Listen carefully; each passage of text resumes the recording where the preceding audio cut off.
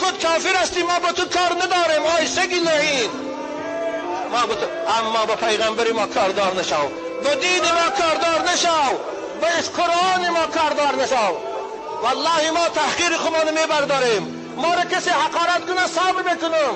ما مکتوب های آمدگی است که حقارتون کردگیان بخواد، من صبر دارم، اما در مقابل تحقیر اسلام و قرآن و محمد صبر نمی کنم.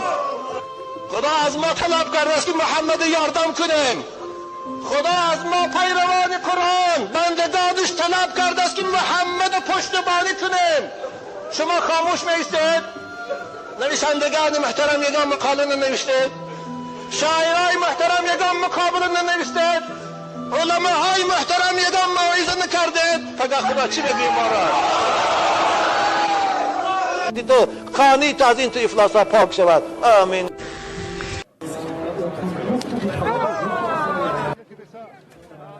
Яйцо прилетело из-за спин журналистов. Моменты траектория были выбраны таким образом, чтобы добиться максимально поражающего эффекта. Кстати, продукты птицеводства в Макрона прилетают не первый раз. В прошлом году, еще в бытность министром экономики, он попал под град из яиц от студентов на демонстрации против трудовой реформы, одним из инициаторов, которой он был.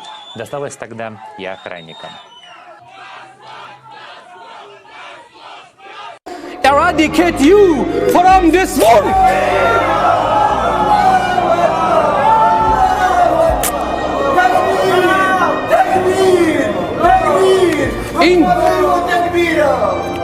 این تصویر توست ماکرون که تکه تکه میشوی، اما این نام زیبای محمد رسول الله است که در دل ماست، در قلب ماست، در رگ و ریشه ماست و ما خود را فدای این نام زیبا میکنیم. نام محمد، این نامی که درخشندگی خاص در دلهای ما داره، نامی که در قلب ماست و برای گستاخه ها و بیادب ها اجازه نمیدیم که به این نام زیبا توهین بکند. این نام محمد عزیز ما هست. و رفعنا لک ذکرک، یعنی این که نام محمد بوسیده می شود ولی تصویر ماکرون پاره پاره می شود. این و رفعنا لک ذکرک، عزت که الله رب العزت و الجلال به پیامبر عزیز ما صلی الله علیه و سلم داده. اما توهین کردن و گستاخی کردن و بی‌ادبی کردن، این را به نام آزادی عقیده کسی نمیگوید. این به نام اهانت، به نام توهین، به نام بی‌ادبی، به نام گستاخی است. امروز غرب از آزادی بیان برداشت غلطی کرده. میگه ما آزادی عقیده داریم.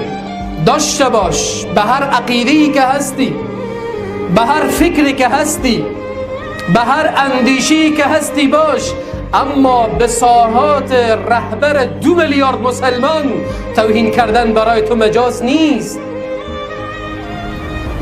مسلمان ها به تو ضرری نمیرسانند که به هر عقیده باشی، ولی اگر به سردار 2 عالم توهین کردی امان نیستی.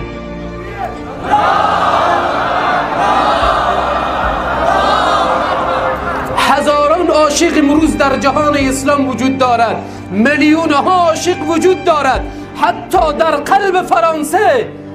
بترس از روزی که در فرانسه تو را تکه تکه کنه.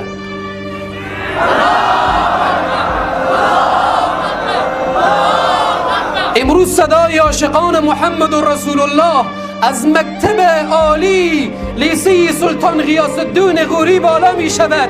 من یقین دارم که قلب رئیس جمهور فرانسه را می ترکاند.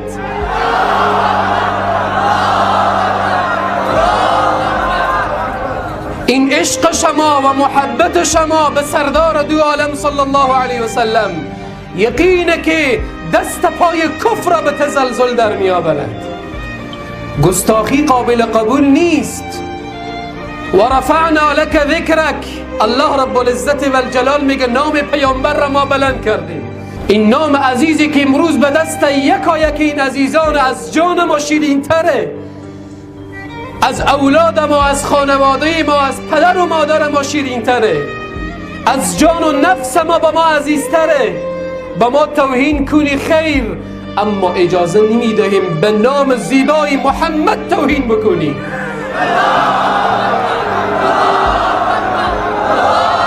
الله رب العزت چی عزت به سردار دو عالم داده.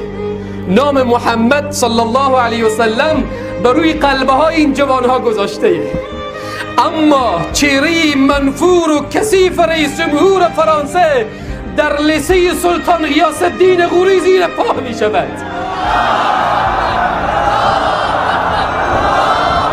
یعنی عشق به سردار دو عالم صلی الله علیه و سلم و رئیس جمهور فرانسه بدانند تا زمانی که شاگردانی چون اینها در جهان اسلام وجود داشته باشند، محاله که نام محمد رسول الله را کوچکترین خدشه وارد بکنی.